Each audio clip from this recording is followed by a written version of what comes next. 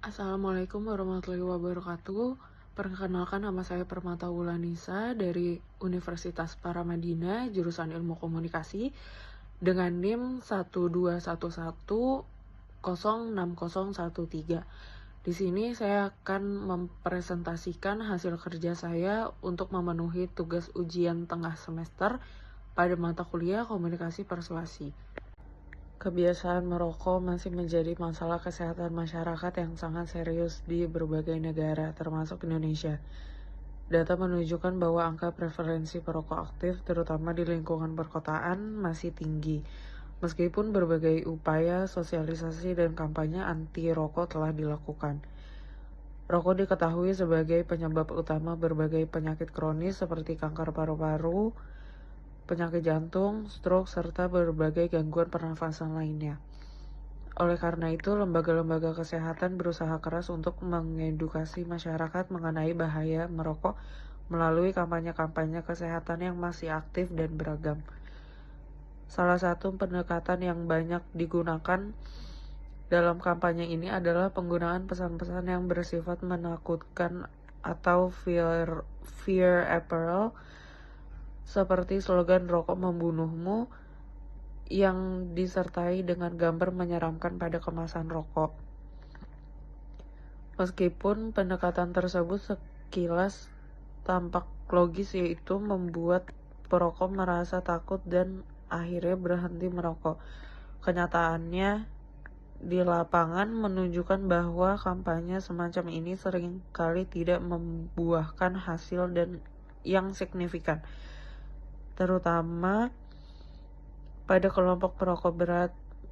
Pesan yang terlalu ekstrim justru sering masuk ke dalam apa yang disebut sebagai latitude of rejection, yaitu tentang sikap di mana individu cenderung langsung menolak pesan yang bertentangan dengan keyakinan atau kebiasaannya.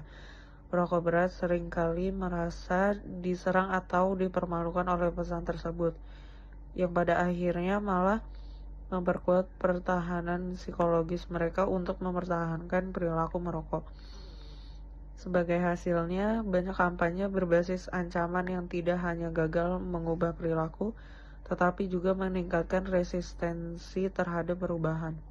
Dalam konteks ini, penting untuk mempertimbangkan pendekatan yang lebih memahami psikologi individu, khususnya bagaimana mereka merespon informasi yang mengancam identitas dan kebiasaan mereka. Salah satu pendekatan psikologis yang relevan untuk dianalisis adalah teori cognitive dissonance yang dikemukakan oleh Leon Festinger. Teori ini menjelaskan bahwa manusia memiliki kebutuhan mendalam untuk menjaga konsistensi internal antara sikap, keyakinan, dan perilaku.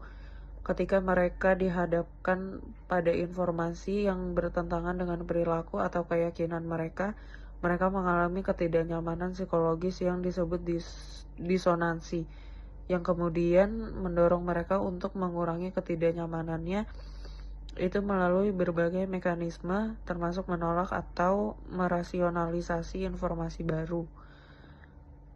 Dalam kasus kampanye anti rokok, memahami bagaimana disonansi kognitif bekerja menjadi sangat penting, dan memahami sumber disonansi yang dialami perokok berat dan bagaimana mereka biasanya mengelola ketidaknyamanan tersebut. Kita dapat merancang strategi komunikasi yang lebih efektif, strategi yang bukan hanya memberikan informasi tetapi juga memfasilitasi perubahan perilaku secara sukarela dan bertahan lama. Cognitive dissonance theory adalah salah satu teori psikologi sosial paling berpengaruh yang pertama kali diperkenalkan oleh Leon Festinger pada tahun 1957. Teori ini berfokus pada kondisi ketidaknyamanan psikologis yang dialami individu ketika mereka memiliki dua atau lebih elemen kognitif berupa sikap, keyakinan, atau perilaku yang saling bertentangan. Ketika ketidakselarasan ini muncul, individu merasa terdorong untuk mengurangi disonansi tersebut karena keadaan tersebut dianggap tidak menyenangkan secara psikologis. Dalam kerangka ini, manusia pada dasarnya berusaha mempertahankan konsistensi internal dan struktur kognitif mereka. Ketidakcocokan antara keyakinan dan perilaku memicu tekanan psikologis yang mendorong individu untuk melakukan perubahan pada salah satu elemen tersebut. Menurut Festinger, ada beberapa mekanisme utama yang digunakan individu untuk mereduksi disonansi. Pertama, individu dapat mengubah perilaku mereka agar sesuai dengan keyakinan atau sikap yang ada. Misalnya, seorang perokok yang meyakini bahwa merokok berbahaya dapat memutuskan untuk berhenti merokok untuk menghilangkan ketidaknyamanan tersebut. Kedua, mereka dapat mengubah keyakinan mereka agar sesuai dengan perilaku, seperti meyakinkan diri bahwa merokok sebenarnya tidak terlalu berbahaya, atau tidak semua perokok terkena penyakit. Ketiga, mereka bisa menambahkan kognisi baru yang mendukung perilaku tersebut, seperti mencari informasi yang memperkuat tindak mereka. Dalam kaitannya dengan perubahan sikap dan perilaku, cognitive dissonance theory menjadi penting karena ia menawarkan pemahaman bahwa perubahan bukan hanya soal penyampaian informasi, melainkan soal mengelola rasa tidak nyaman akibat ketidaksesuaian kognitif. Dengan penerapan yang tepat, strategi berdasarkan cognitive dissonance dapat membantu menggeser perilaku yang merugikan kesehatan menjadi perilaku yang lebih konstruktif,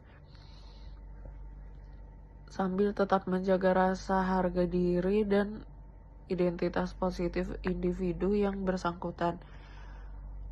Dalam konteks kampanye anti rokok, perokok berat menghadapi berbagai bentuk cognitive dissonance saat dihadapkan pada pesan anti rokok. Bentuk disonansi yang paling umum adalah ketidaksesuaian antara perilaku merokok yang melakukan dengan pengetahuan yang bahaya merokok yang mereka miliki. Misalnya, seorang perokok berat menyadari bahwa merokok meningkatkan risiko kanker paru-paru, namun tetap melanjutkan kebiasaan merokok karena ketergantungan atau alasan emosional lainnya. Ketidaknyamanan psikologis ini dapat muncul dalam bentuk rasa bersalah, kecemasan, atau usaha membela diri melalui rasionalisasi seperti banyak orang sehat yang juga merokok, atau kematian adalah sesuatu yang tak terletakkan. Berdasarkan teori cognitive dissonance, strategi komunikasi persuasi yang efektif harus dirancang untuk menimbulkan disonansi yang cukup tanpa menyebabkan reaksi defensif yang ekstrim.